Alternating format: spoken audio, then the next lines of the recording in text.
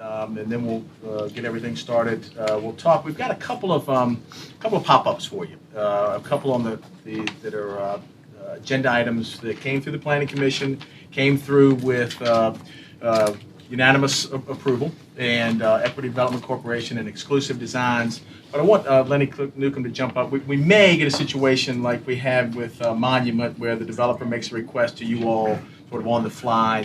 We may not, but I just want to give him that opportunity. I think you all have a good handle on the Camp Allen School and the grant that's on your agenda. We've all done the groundbreaking, but in the event that anybody needs information, David Ricks is prepared to jump on that. And then we've had some conversation and some emails flying back and forth the last, say, 72 hours on the combined utility bill. And so in the event that y'all want to hear something on that, and I sent you a PowerPoint yesterday, and if anybody wants to discuss that or some information, Kristen Lentz is prepared to jump up and talk about that.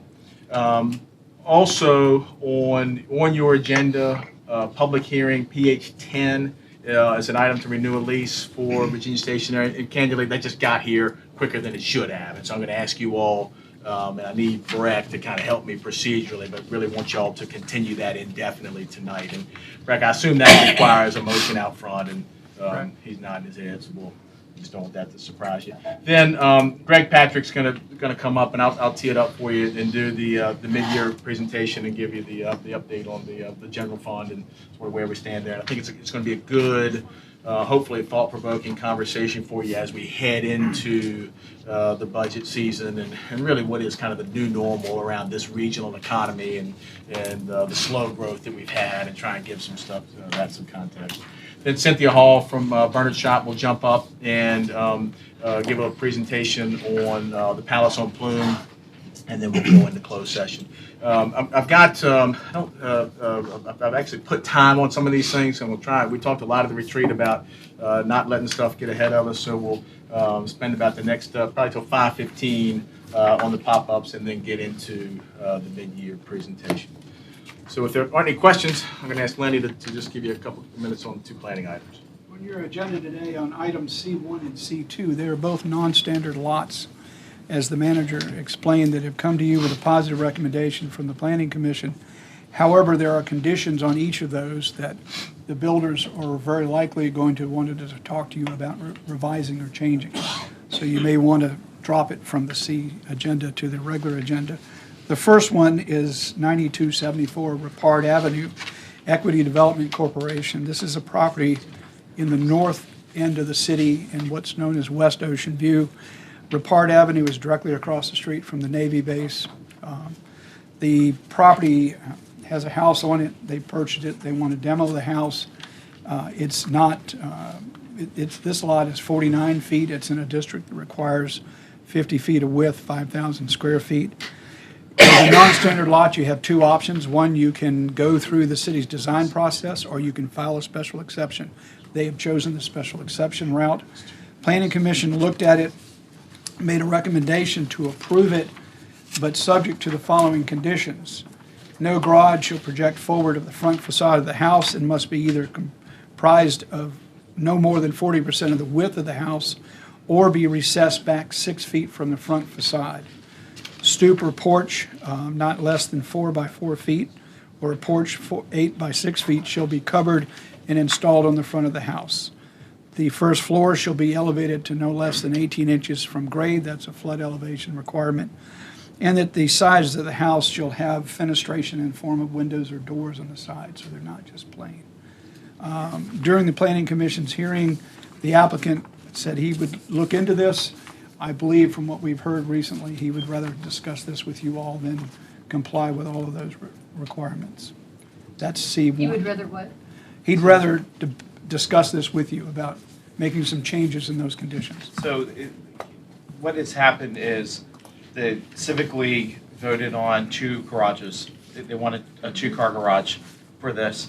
It went before planning, and planning said they would only approve it if it had 1-car garage. It's a 49-foot lot instead of 50. It's 1 foot off. But the issue, the concern is that the recommendations for it, it would meet the normal conditions for a 2-car garage, but it's my understanding that we're going with form standards that have not even been adopted yet for that area. These are future, I think I said that right, form standards. It says it in here somewhere in the language, I was just looking for it. But we haven't even adopted that yet as a requirement. So they're basing it off of something that hasn't even been supported. So in general, a 2-car garage would be allowed, but the recommendation is to go ahead and do the 1-car garage because that's the future of Ocean View. Is it, I'm sorry, That's my understanding of it. is it based on the pattern of the block in which it exists, not a form standard? This is a older part of the city where most of the houses are actually in some cases 1-story. This is going to be a 2-story house. It's an eclectic collection out there, and there have been some new infill houses built further back into it. This is a little piece of the city that's trapped by the interstate on its east and by the Navy base essentially on the west and to the north. Design standards, form standards are things that we're looking at in regard to the new ordinance, but these are what we use when we do non-standard lots across the board.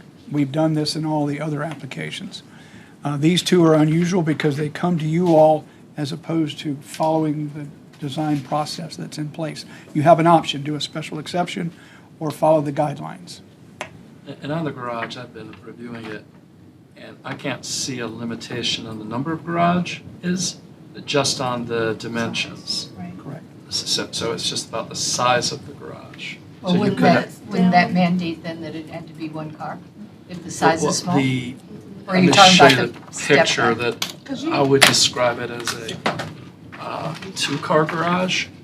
So it's Is it, it's the 1 garage door or is it the 2 garage doors? it's 40 feet in width. Is it the 1 garage door? That's 2 car. Yeah. I think it's 2 car. So- Average garage was only So was it, on a nine. did the applicant accept in the planning commission the conditions that were there? That's the confusion. I want to that be very fair. The applicant said he would look into it and see what he could do to accommodate those conditions. So the planning commission voted for it even though he didn't say he would do it? Well, a special exception has the ability for the council, commission to recommend, council to approve, conditions on approval. If someone asks you for approval for something, you can condition it in any way that you think is appropriate to make it suitable for the location that it's proposed for. This That's is- what the I'm planning sorry, commission I'm did still here. confused. When planning commission said they would approve it if he met those conditions. Yes, ma'am. And so he said, I am not going to commit to meeting those provisions. So did planning commission then still approve it? Yes. What he said was he would look into it. He Right. did not have, his option was to take a 30-day continuance and see if he could comply, or take the approval as it was presented, let it move to council, and take that time to see if he could comply. We will hear from him tonight. Do we know we're hearing from him, or we suspect? I would suspect. So so we don't know that it's coming forward. It's kind of like Monument a couple of meetings ago, and we just, in the event that he brings it forward and says, I want to essentially appeal this to you all, we wanted you to have a little bit of background before we get out. Speak. The issue that I had, a conversation with Mr. Jacobitis about was basically the garage. I didn't have issue, he didn't seem to be concerned about the other pieces No. of the conditions. And so my issue then becomes if we ask people to go out into the community and we ask them to petition the community and get support, and then the city comes back and says, you did everything we told you to do, but that's not what we want, and then we change it, I don't think that sets a good example for us asking people to do that. I mean, if we're gonna do what we wanna do, or planning is gonna do what they wanna do, what's the purpose in even going to the community? The purpose is seeking their recommendation, because if what you're suggesting is let the community decide and we'll just go along with whatever they're suggesting. But we're seeking the community's input because they're there. It doesn't mean that the planning commission has to follow it. It certainly doesn't mean that we have to follow it. But he was adopting it off of the regular standards, which was fine. But the planning commission is making changes based off of something that hasn't even been voted on yet. Actually, these are the same Oh, no, forms that Lenny are said used with all the these- non-standard These lots. All are the used for all non-standards have non-standard this lots. I mean, for We've that done area. Hundreds of these over All the right, years. let's do one at a time. Yeah. Go ahead. We've done hundreds of these over the years. This is a special exception. The city's able to put whatever regulations they want to in a special exception. And so it's a process he chose to go through. Rather than go through our normal design process, he's rolling the dice and decided he's going to try to lobby us harder and get something more than the normal process allows someone to get. All right, Dr. Whibley. So full disclosure, Nick is a good friend of mine. I delivered his kids and know his family really well. And he came to meet me on it, and I said, don't even go there. I mean it. I'm sorry, these are our design standards. I know builds a lot of houses in Virginia Beach that are of this archetype. And I told him, I said, I'm sorry, that's not what I think we want in our city. And I actually went down to see his townhouses that he built in Ocean View, and they're fine. And across the street from those townhouses are just these really charming houses that have been built to the standards of what we want to see in historic and our type of neighborhoods. I'm not saying what Nick builds is not a fine house. It just is not compliant with the kinds of things we're trying to keep in our city to make us unique.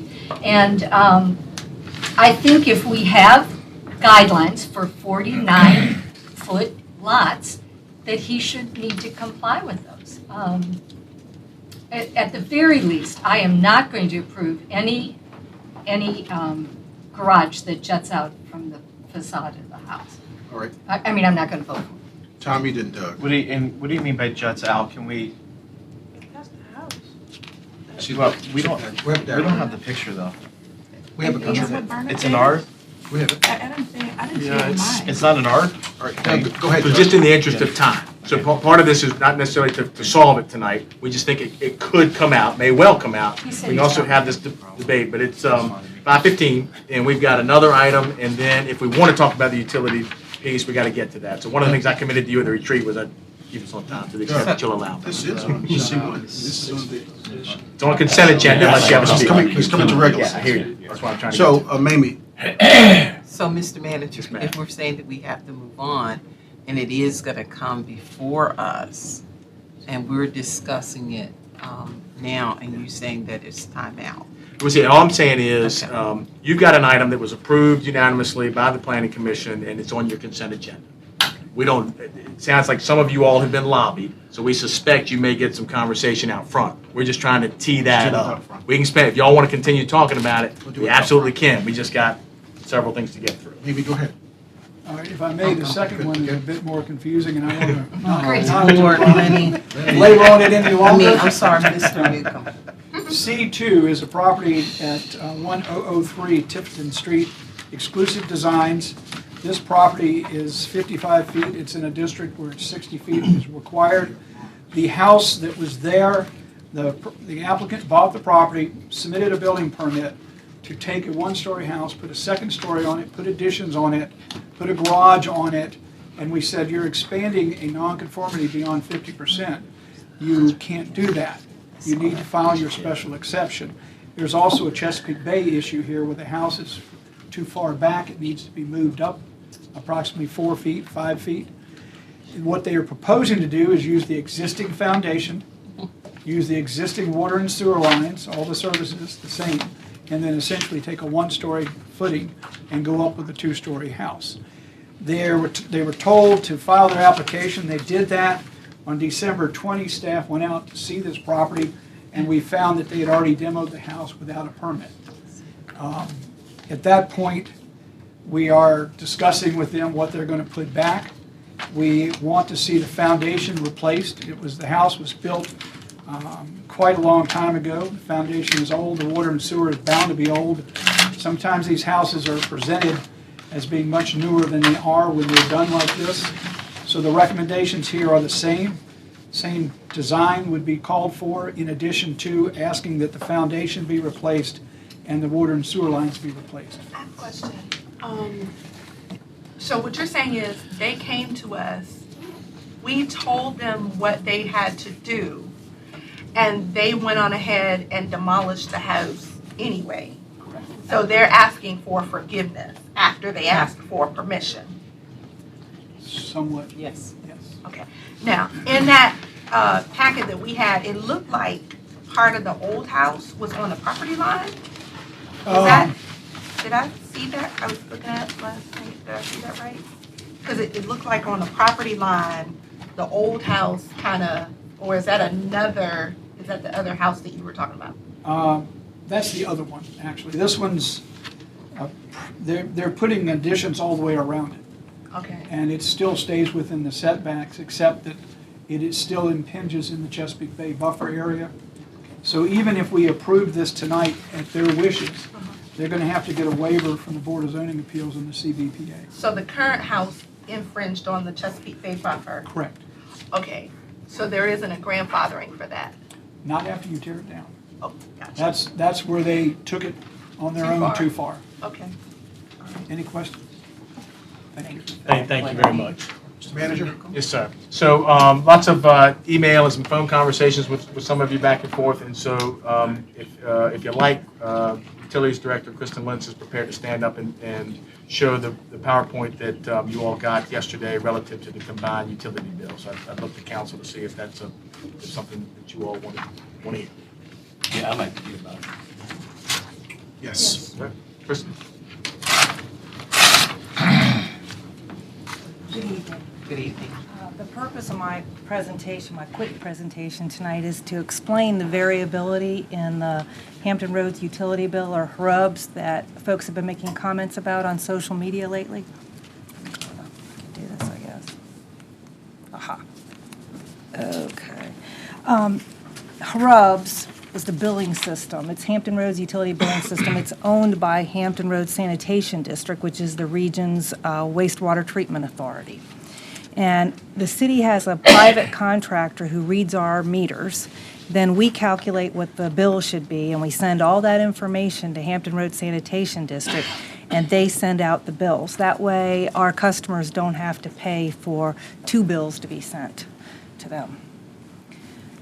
Oh, okay, can't you do it? Aha. There are 3 entities that put charges on the bill. There are charges from the Department of Utilities, the Department of Public Works, and Hampton Roads Sanitation District. And the ones that are on the bill from Department of Utilities and Hampton Roads Sanitation District are based solely on the amount of water that the customer uses.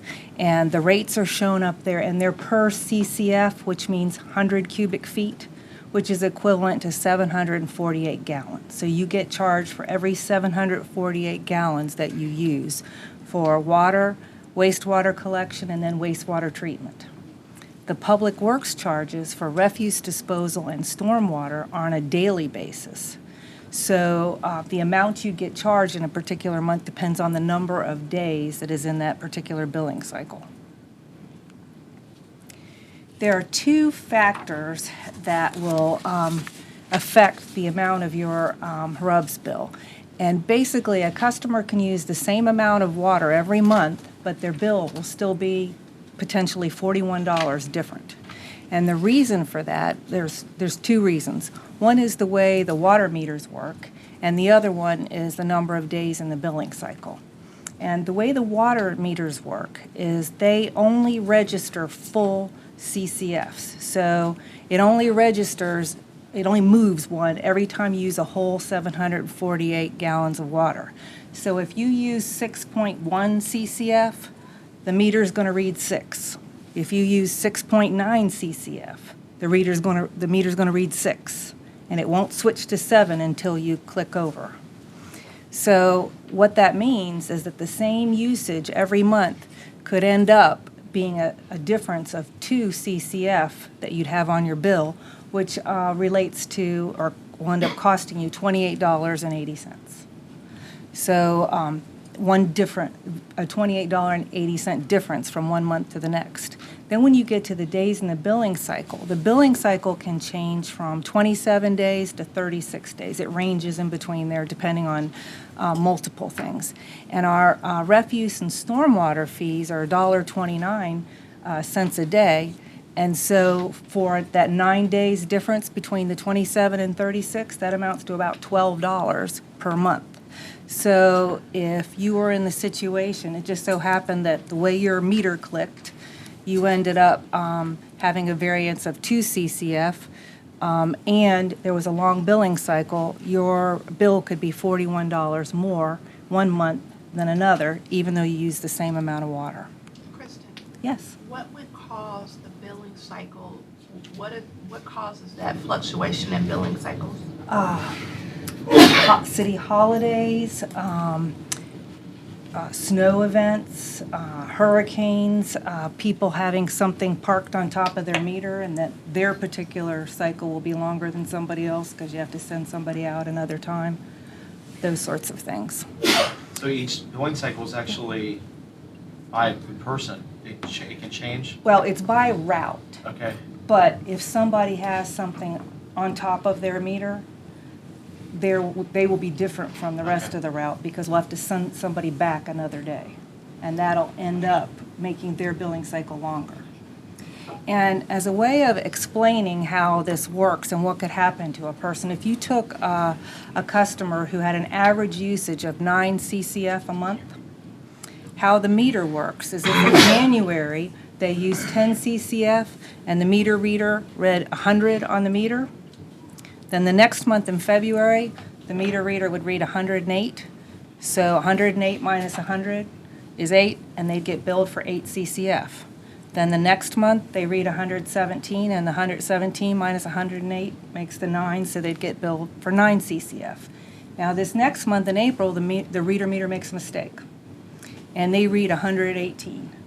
And so 118 minus 117, the person only gets billed for 1 CCF. And then the next month, what ends up happening is they read it correctly in May. And so they read 136. And the 136 minus the 118 is 18 CCF. And what happens is that person's going to get a lot higher bill that month. And how it works is when the person gets the 1 CCF bill, they never call us. When they get the 18 CCF bill, we get the calls. And what we do when that happens is even though they've actually used the water, that if you take the 1 plus the 18, they owe all that money because it's upsetting for them, et cetera, we just give them a courtesy adjustment, making it to their average. So we would charge, in this case, that person 9 CCF if they call us. And our customer service manager, Trinette Hodges, is happy to talk to anybody about their public service bill, as am I. And that number is the number straight to her desk. And we are very happy to talk to anybody who has concerns. But I think the social media comments have been related to that variability. Yes, ma'am. Andrea? Is there a way to use technology to better track what our meters are saying, are reading? I was thinking that. Some kind of electronic. There are ways to do that. You can use automated meter reading. However, it's very, very expensive, and some of the localities around who have implemented it, for example, Portsmouth, are not having good experiences. Are we looking at a different reading contract, though, which would utilize Yes. some technology there? Well, our meter reading contract expires this fall, and our new specifications require that the meter reader, when they read the meter, they will be able to look at the history of that particular customer, and if the usage they read is outside of their normal range, they'll have a range, then the meter reader will take a picture of the meter and the reading, and it will get uploaded to the cloud, so that if the citizen calls, we can show them a picture of this is the date, the time, and we'll also have GPS coordinates of the meter, so we'll know it's theirs. Dr. Whitley has a question. I just want to say, I went through this in our neighborhood last year, and I cannot thank Kristen enough. I mean, her team, I got to the point where I just shot her, forwarded every complaint, and she handled it beautifully, and every one of my citizens was really pleased by the response. So I know it's a thorny and it can be confusing, but I really appreciate all the efforts your team has done. Mr. Smigiel? One, I just want to thank for getting this on the agenda because it's one of those council concerns that I think everybody needs to hear. And I know it sounded like just a Bayview issue, but I know Angela and I talked about it, Andrew and I've talked about it. So this is good that we have this information so that we can educate when we go out to civic leagues and make sure they have it. Because I plan on bringing this PowerPoint printed to be able to give out to residents, and I'll talk to them about that as well. I'm just curious, how many gallons of water is it when a toilet gets flushed and then maybe a dishwasher cycle? I know there's variances depending on how old, but just an idea, because that's one of the things people don't understand, how much water they actually end up using. So 740 whatever gallons sounds like a lot, but I don't know if people realize how much water they actually use. So I didn't know if you knew that. I couldn't tell you the numbers right off the top of my head, but I know an old toilet can use 30 gallons easily. The new toilets use hardly any, much to our chagrin. Yes. Mr. Riddick? Yeah, since we have you here, I got a couple of questions. One I've been trying to get the answer.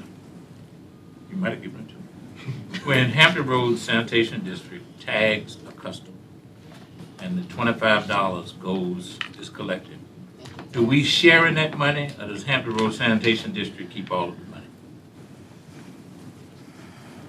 You have asked that question, 100 times. and I have answered it before, Yeah. and I can't You can get back remember with the me. answer. I will. And also, do we still charge the $1 service fee? No, sir. Drop that.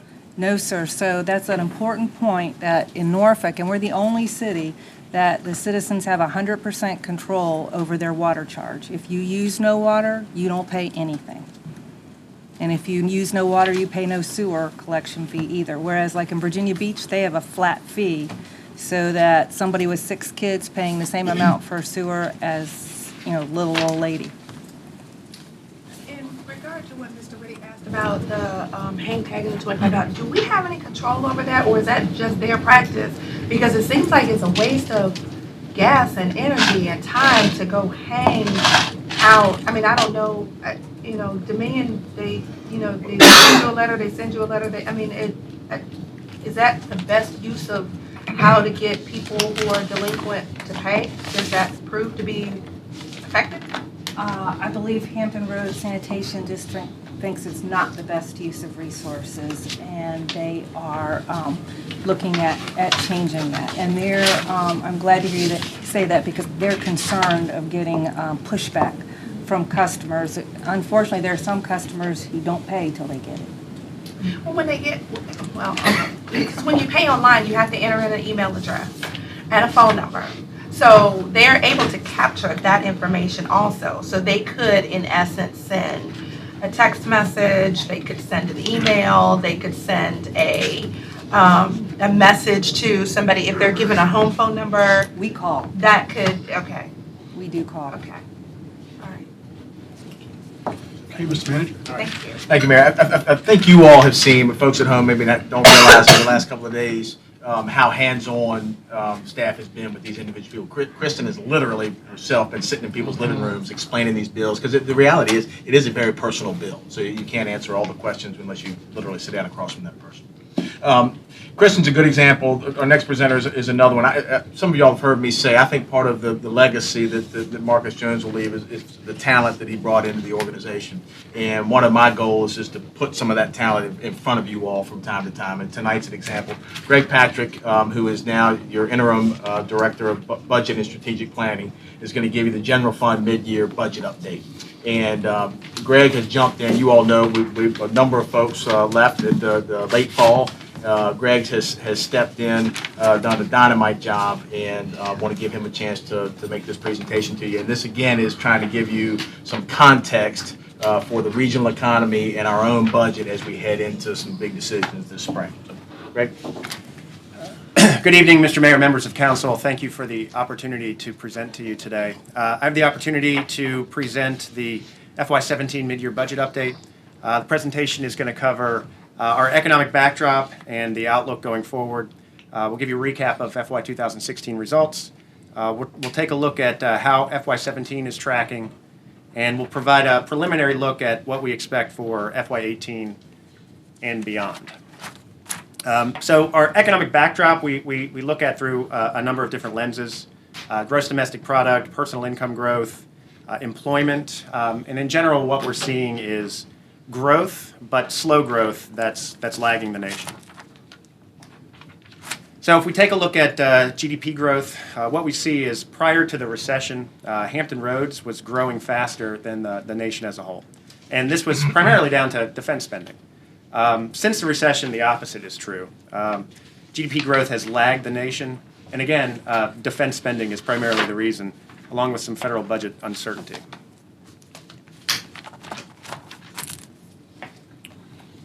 If we take a look at personal income growth, and the chart you see here is over a 10-year period from 2005 to 2015. What we see is that in the city of Norfolk, our personal income growth has actually lagged the region as a whole, and the region has lagged the United States.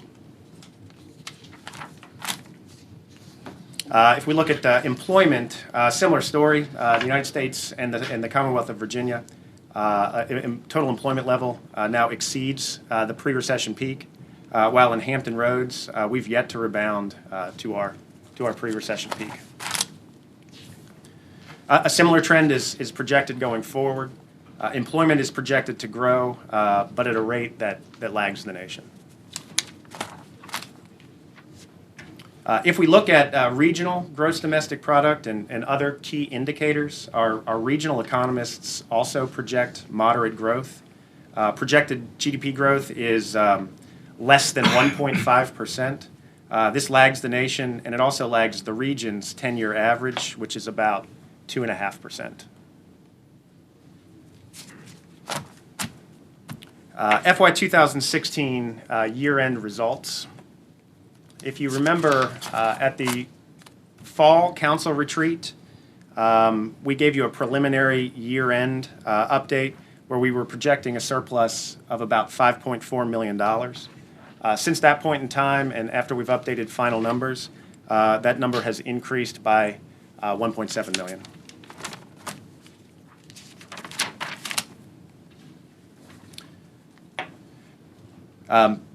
At the council retreat, Council directed the administration to use $4.4 million of that anticipated surplus to close the projected FY 2018 base budget gap through debt reduction, and we appreciate that. This has helped a lot.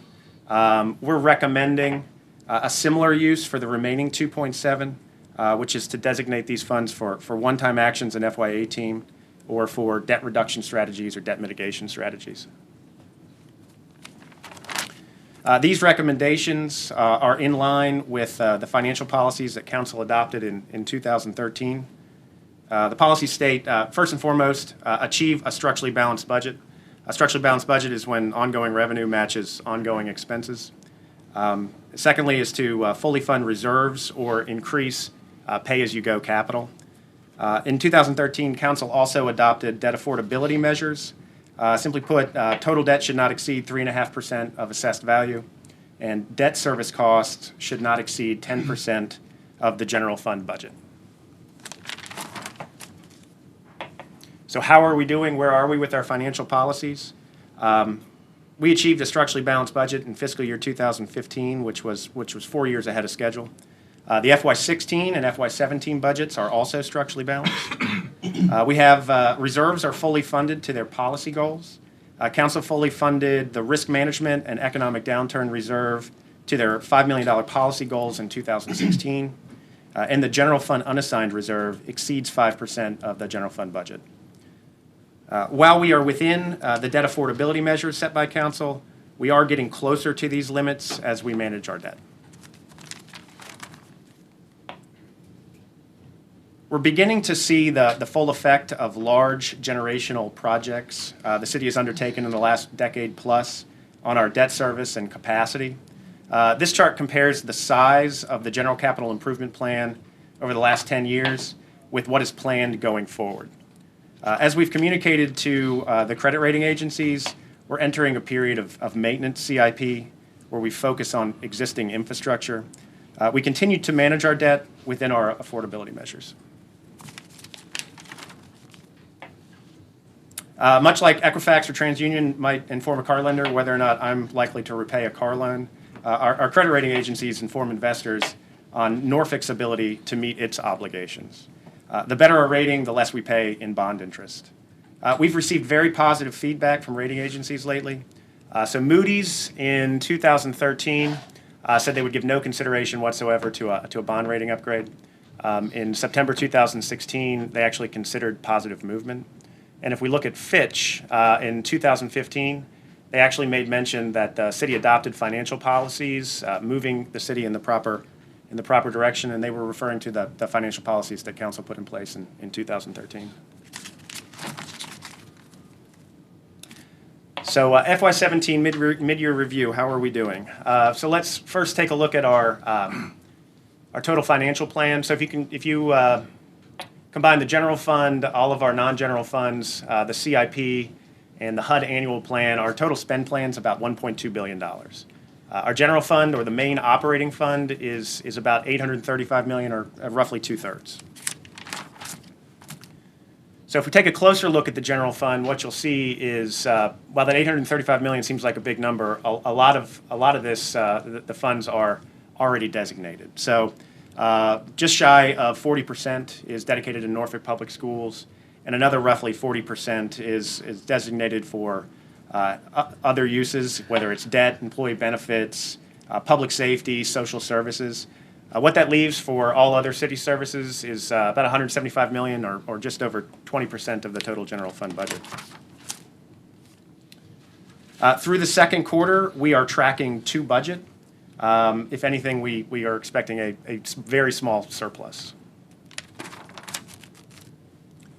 So looking forward, FY18 and beyond. So first, let's go through an overview of the budget development process. So first, we start with our FY17 adopted budget.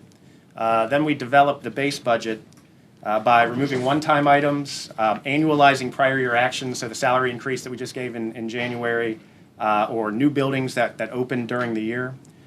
We then adjust benefits and any contractual obligations. At this point, we arrive at the base budget, which is preliminarily presented to council generally at the fall council retreat. After the base budget is developed, new policies are added, like salary increases or new programs, and this is what will ultimately form the proposed budget that will come to you in a couple of months. So our guiding principles for budget development, firstly, we view all actions through a multi-year lens. We make sure we understand how an action we take in FY18 will impact FY19 and beyond. We take a multi-pronged approach. We look holistically at how to balance the budget, where we look for ways to raise revenues and reduce expenditures. We also concentrate on efficiency initiatives, growing the economy, and leveraging all of our resources. And then finally, the concept that underpins the entire budget development process is maintaining fiscal discipline. This includes adhering to council's financial policies, maintaining structural balance, and effectively managing debt and employee benefit cost increases. So to recap from the fall council retreat, the $4.4 million in surplus funds council designated to close the FY18 gap means we have no base budget gap as we begin budget development. So thank you very much for that. That's made our lives a lot easier. If we take a look back over the past 5 or 6 years, you'll see that our preliminary base budget gaps continue to decrease. This is partially due to improvement in the economy, but much of the success we've seen here is down to strong financial management in the financial policies council put in place in 2013. Pay close attention to the decrease from FY15 to FY16. This is largely a result of achieving structural balance in fiscal year 2015 and speaks to the importance of maintaining structural balance as we move forward. Looking at revenue drivers in FY18, the past few years have seen the announcement of numerous high-profile economic development deals. Many of these investments will begin to pay off for us in fiscal year 2018. While we continue to see good news on the economic development front, growth in the city's largest source of locally generated revenue, real estate tax, has lagged historical growth averages. Projections are for this trend to continue. To add some context, overall taxable assessed value is $600 million below the 2010 peak, and residential assessed values is $1.3 billion below the peak.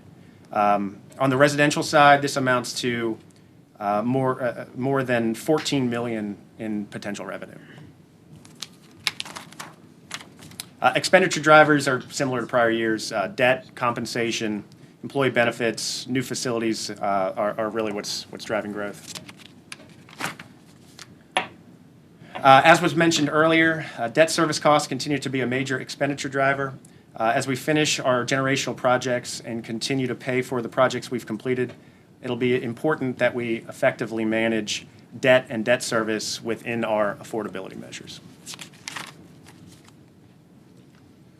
While we don't have a base budget gap in FY18 at this point, this does not include a salary increase. So if we were to provide a salary increase in FY18 similar to what was provided this year in FY17, it'll cost around $3.7 million and result in a budget gap. What kind of increase is that? You said based on what we did last year, that was 2%? So in 17, we did 2% for general employees, a step for general employees and constitutional officers, a step increase for sheriff. We did living wage adjustments, and we reclassified some of the positions that were most regionally out of market. In 17, we also implemented a new public safety plan, pay plan, which provided increases to police and fire of at least 2.5%, and in most cases more than that.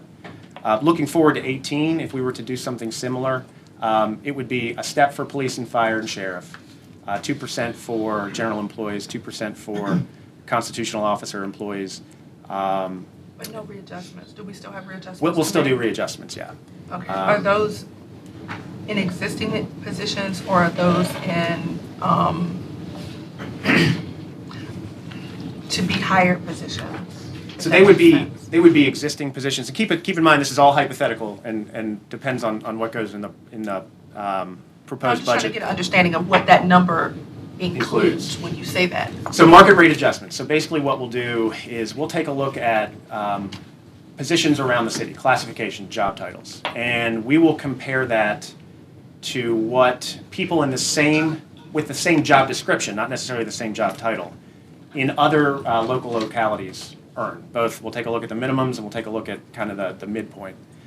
Based on that, typically our rule of thumb has been if you earn 7%, if you're 7% out of market or more, we increase you by 1 grade.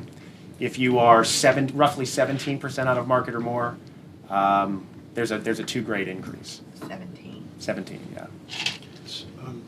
So Doug, so you finished? I have Go one more. right on. I'm sorry. No, you're right. Well, and this might not be specifically for you, but I would like for us to take a look at where we are with the gender pay, how we fare on gender pay for those who have started with the city with the same kind of credentials and whatever else in the same positions, where we are with the whole gender equality pay. I'd like to see where we are with that. Okay. So Doug, Yes, sir. looking at the projections, we're lagging behind on sales and use tax, we're lagging behind on real estate taxes, we're lagging behind on personal property taxes, which will create a gap in 2019 because of the level of services that we are providing, the cost to deliver those services. So what is the path forward so that we are not faced with a $11.5 million gap to reduce the cost of those services? Do you want to grow? I think it might be helpful to finish. You've got a couple more slides. Yeah, don't you? so That there's a makes couple sense. more slides in here, and I think we can circle back to that. All right, thank you. So FY19, we're looking at a gap of $11.5 million at this point. And keep in mind that this is just a forecast. So we're taking a look at estimated revenue, estimated expenditures. But the forecast is based on indicators, based on economists, it's based on trends, it's based on regularity. So you don't do forecasts just to do them, you do them based on Do trends. we still have the same forecaster, or did Marcus take her too? Not yet. No, she's here. All right, go, I'm sorry. And this is just to maintain services as they exist, Very now. expensive. All right.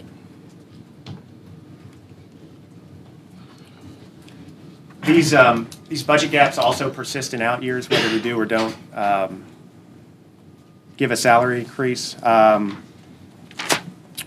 So keep in mind, as we discussed, base budget is just the cost to provide services as they exist today. Any new programs or initiatives or compensation increases will increase our projected budget gaps. So I'd like to go back to answer your question, Mr. Mayor, to this slide. So this has been our approach to solve our budget gap issues in the past, and that is to look at, to take a multi-pronged approach.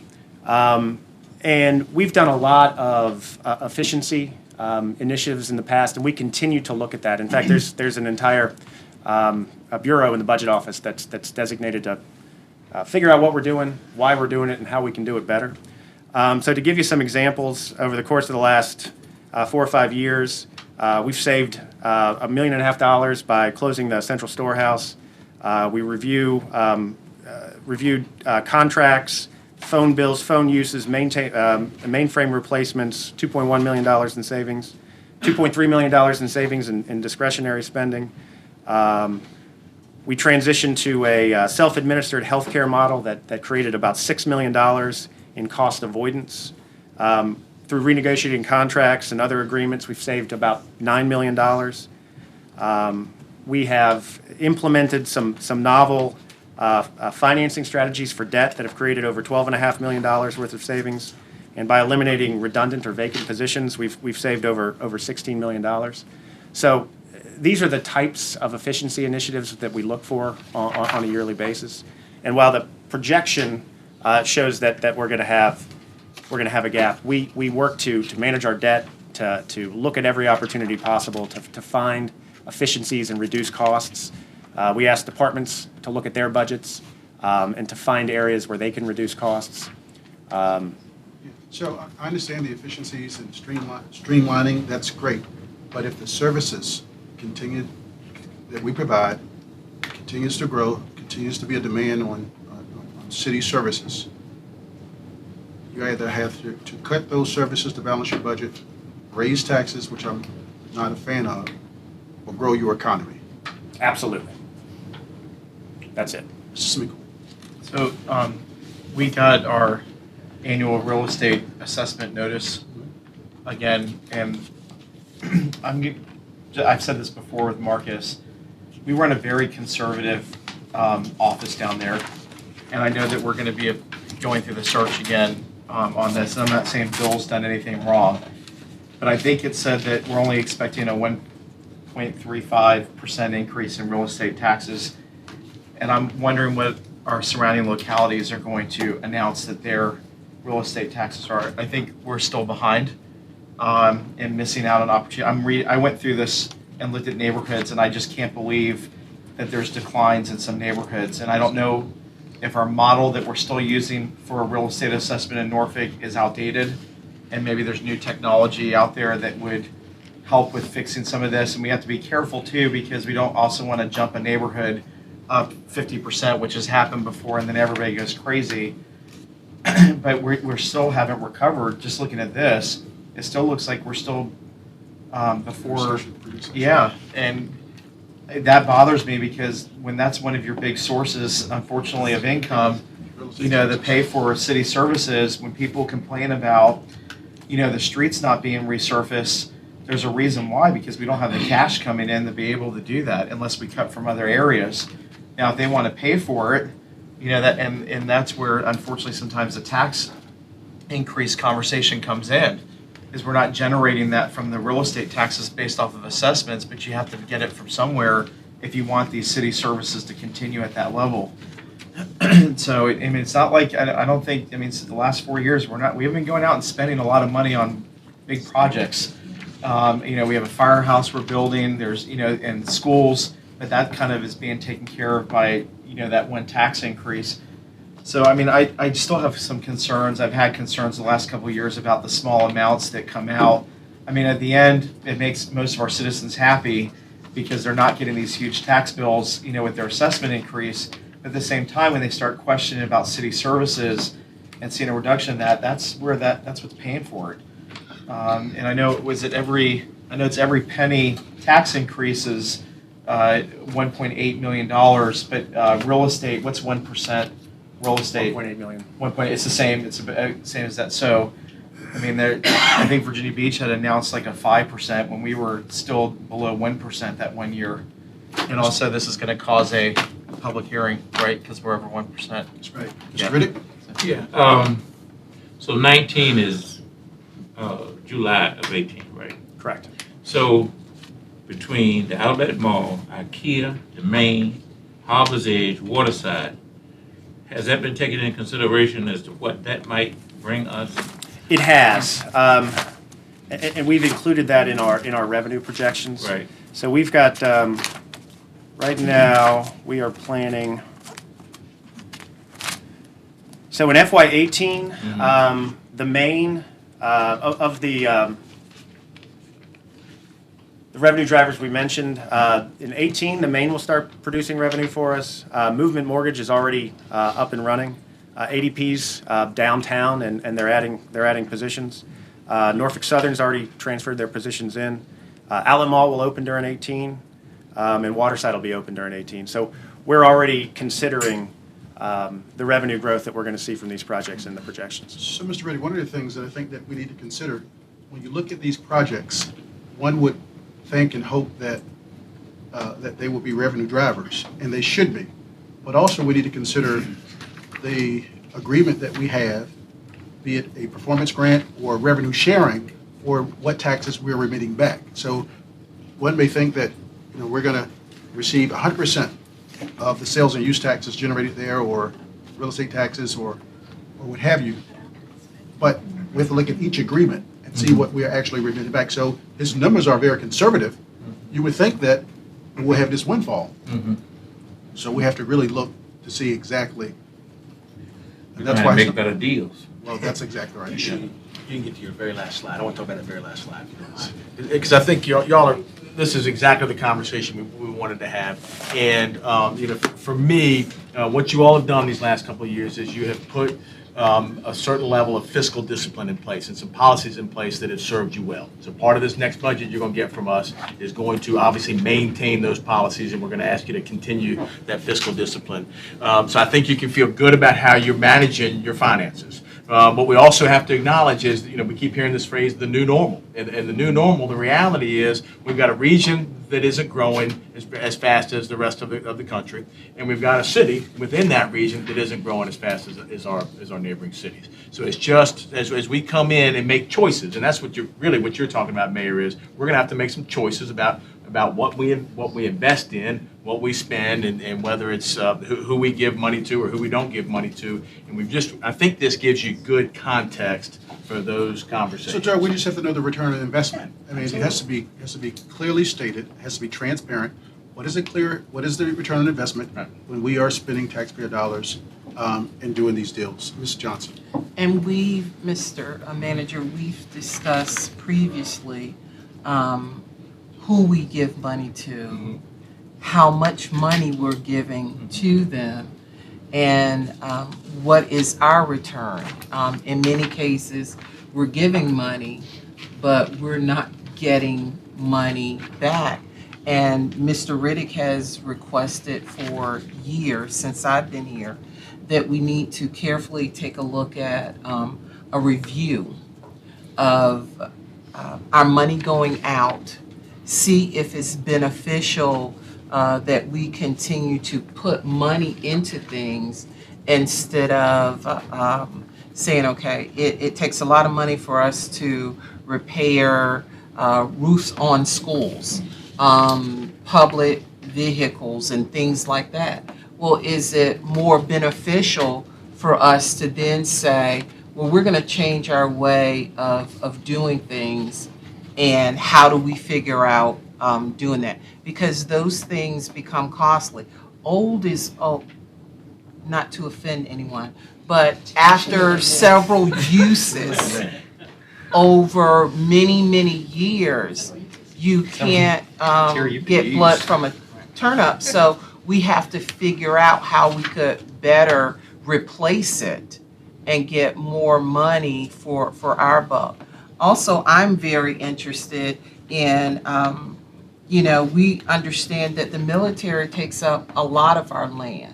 And that's not a problem. But we also have people coming to us requesting for tax exempt status.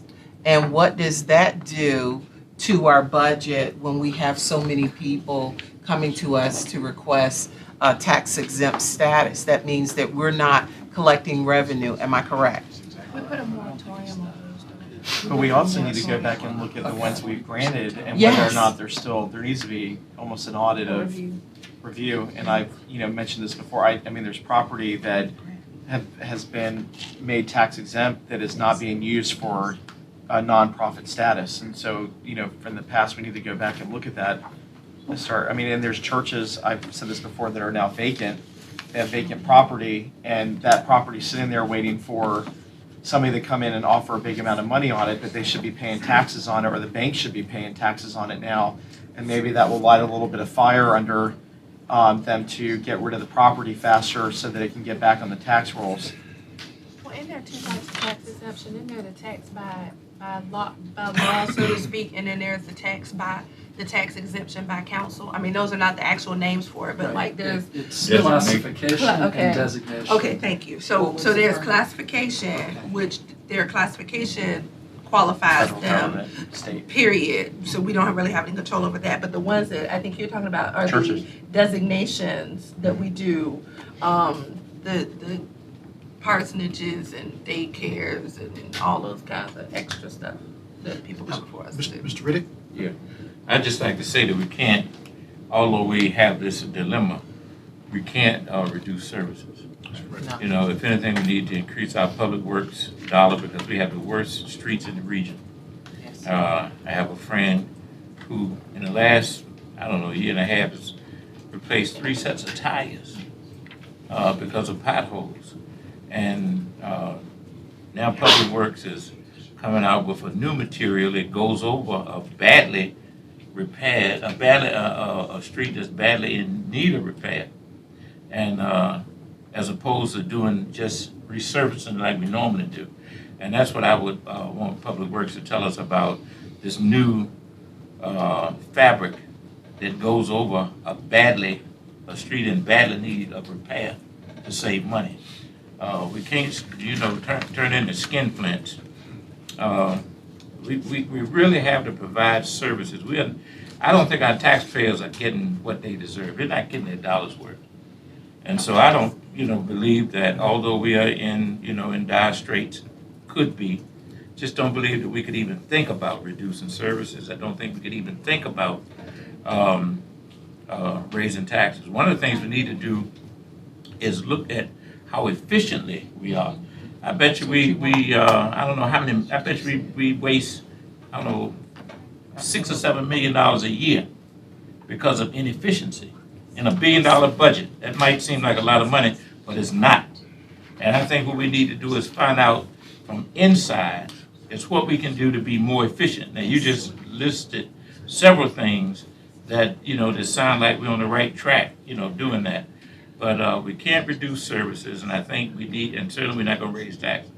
But what we need to do is to find out how efficiently we are running, whether we are a well-oiled machine, as your president likes to say. But really look on the inside and see how efficiently we're running, and what we can say to our employees, because you'd be surprised, but you might not be.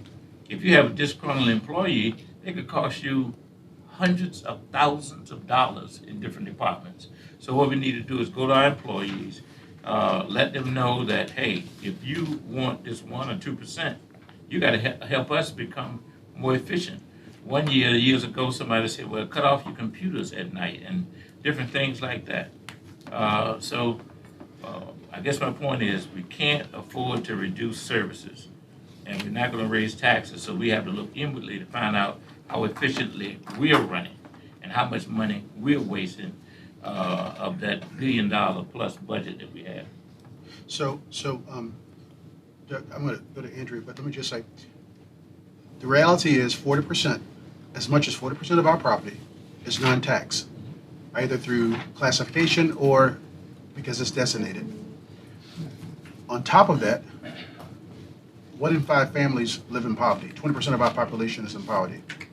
Services that Mr. Riddick alluded to, those services a lot of services are being provided by the city. We have to grow our way. Can't tax our way. We have to grow our economy. And as I guess Mr. Riddick said, we have to be smarter with deals that we structure from here on. Andrea. I have 2 points. One is innovations in finding funding, particularly with regards to resiliency and mitigation. We're not getting any money from the state anytime soon. The federal government's going to take forever. I know that we've maxed out our credit card as a city, but we've got to continue this. We've got to look at different ways to find that, whether it's social impact financing, whether it's a TIF or bid or whatever we call it. That's number one. Number 2 is, again, an innovation. I think that we cannot reduce services. I think that we can, with utilizing technology and innovation, we can continue to find new ways to deliver services better. And we should also enlist the help of our entrepreneurial community to help us identify those opportunities as well. Because they're doing it all over the country, and we should be doing it here to save money. All right, so I would close. No, Just Dr. Whitman. Real quick, when we talked about this at the last retreat with the annual fund budget, and we increased our risk management, we're even a little bit over, you said over the 5 million? The risk management reserve. So Bernard, is that enough? Oh, thank you. Yes or no? Just No. yes or no? Yeah. That we talked about spending the surplus for risk management. The recommendation today was for debt reduction. No, I know. Right, And right. I'm just saying, Right. I'm It's not what we I discussed. get the debt reduction, but I'm concerned about some of our pending litigation, whether we have adequate resources there. So I would like us to keep that in mind when we're thoughtful moving ahead. conversation. Mr. Spiegel. Mr. Riddick, riverboat gambling would fix this. And Yeah. we haven't talked about that in a couple of years, but I know Senator Lucas over in Portsmouth continues to be out on her own on this all the time, but we left it out of our package, but once again, that 40% number, I know Portsmouth is a lot higher, not much higher though, they're 50%, aren't they, half? We are fiscally, we're the 13th, 14th fiscally Right. stressed city in Virginia as well. Right, and I mean, at some point, we've got to, you know, if it's the Republican House members that we need to have a bigger meeting with to convince them to allow these localities to find creative ways to generate funding, we've got to start having those conversations again. And if it takes 2 or 3, 4 years to try, eventually we've got to do something. And we've talked before too about the port and, you know, the damage that there's negatives that come with having the port in this area too, but where are we getting the money back on that? And so there's, you know, we've had those conversations before, but as we talked about the retreat, sometimes there's a lot of talk, and then stuff goes away and we forget about it, and we've got to keep that kind of stuff. I mean, I don't think there was anybody, I know we have a new council that was really anti-continuing pushing the riverboat gambling. I mean, everybody was kind of supportive of it. Yeah. I mean, I know we got a little bit of pushback from some of the religious side, but they're not paying taxes, so I mean, if they want to pay taxes, then we can, you know, then we won't have to do it, but we have to start looking at other sources as well. All right, so again, good context for the conversations we're going to have this spring. I would tell you a couple of things that I think you've got very good fiscal policies in place. We will continue to maintain those. I hear you on the efficiency, but I would also tell you I'm extremely impressed with the organization and the collaboration and the way this organization delivers the services we do. But we're always looking for additional efficiencies, just like the ones that he reeled off. So with that, Before we go into, are you finished? Yeah, before we go into close. we got one in Oakland. We got the Palace on Plume, Cynthia Yes. Hall. Bernard, do you want to frame this for Good job. Cynthia? Greg, thank you. Thank you, Craig. Yes, thank you. And, Well, no, we got to have, all right. and before I just run through, it'll take me 30 seconds to go through the process for the hearing on the Palace. that several of you had asked for ordinances addressing increasing protection for prohibiting discrimination for sexual orientation or identification. And we tweaked it to make sure it conformed with the governor's executive order and is with you tonight. It's essentially the same as what we had sent out several months ago. If you want to add that tonight. We are, and I want to thank Great. Martin Thomas, who called me about it. He sent Mike from Hampton Roads Pride to visit with me, and we added language from the state to make sure that we conform our policy. I know Andrea was telling me as well. So I asked Bernard to conform the ideas that we received to make sure that we were conforming to what the state. Thank you. So we'll add that as R7 tonight. And the palace process is simple. It's a public hearing where the city speaks first, has a 15-minute limit. Then the exception holder speaks second and has a 20-minute limit. And then the city has up to a 5-minute rebuttal. So if everybody uses their time, it's a total of 40 minutes, and it's just that simple. The council then can vote on the ordinance tonight, or if it wanted to deliberate and vote on it later, it could do that. There's not a requirement that you vote immediately, but that has been our practice. It's just that simple. Do we have to hear it tonight? I am not prepared to hear. I have so much material on both sides of the ledger. And Mr. Mayor, I mentioned to you, I would respectfully ask for a continuance on this, until maybe sometime in March. Mr. Riddick, that motion will be made upstairs. Okay. So while I hope we don't have to go through this exercise, because if we go through this exercise, we'll just get one side of which is just the administration side and not the other side. Mr. Pishko is not making a presentation. Okay. In this setting. Okay. We will start upstairs with the motion. Okay. We received a request for a continuance Right. from Mr. Martingale, and if that motion fails, then Right. we will proceed. Mr. Pishko is just laying out. Okay. the So we're not steps. doing that down here. No, sir. So We're not doing it down here. No, sir. just a quick question based on Mr. Riddick's comments. Yes. We received this information 2 weeks ago at the Mhm. council retreat. And then about a week and a half ago, some additional information from the palace. And I've received several emails, but have we received any additional information from 2 weeks ago? I mean, is the information still the same? My problem is the fact that I have now successfully had eye surgery, but 2 weeks ago I couldn't read a thing. I haven't really been able to see a thing for the last 4 or 5 months. And so I just completed my second eye surgery on the 20th. And so now I can see. I don't even have glasses on. So I want that time to be able to go through that material. I got the material at the retreat, but I couldn't see it. So this is what will happen. So the motion will be for continuance. Right. But then that motion will be voted up or down Right. upstairs. Right. Okay? And would the continuance have a follow-up date? It will have to a date specific. And what would you like that to be? Either probably the second It'll be meeting. March 28th. March 28th. March 28th. If the continuance. If it's successful. If it's successful. Yeah, March 28th. Okay? But I'm serious, I couldn't see a thing. Tommy, you even look better. All right, before we go into close, let me just give. That's rose-colored glasses. All right, before we go into close, I want to Maybe you give should a. put your glasses back on. All right, before we go to close, let me give an update. At our last council meeting, we interviewed for the executive recruitment firm, and we, of course, have selected Ralph Anderson and Associates. Mr. Robert Berg, Executive Vice President, will lead the search. He is scheduled to visit Norfolk on March 23rd and the 24th. He will meet with members of the council as well as members of our community. He's also offered to hold a community meeting on the evening that he's here.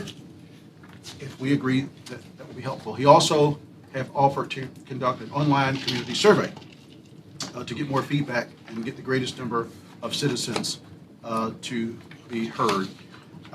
So March 23rd and 24th, Robert Byrd will be here in Norfolk to meet with us individually as well as meet with members of the community.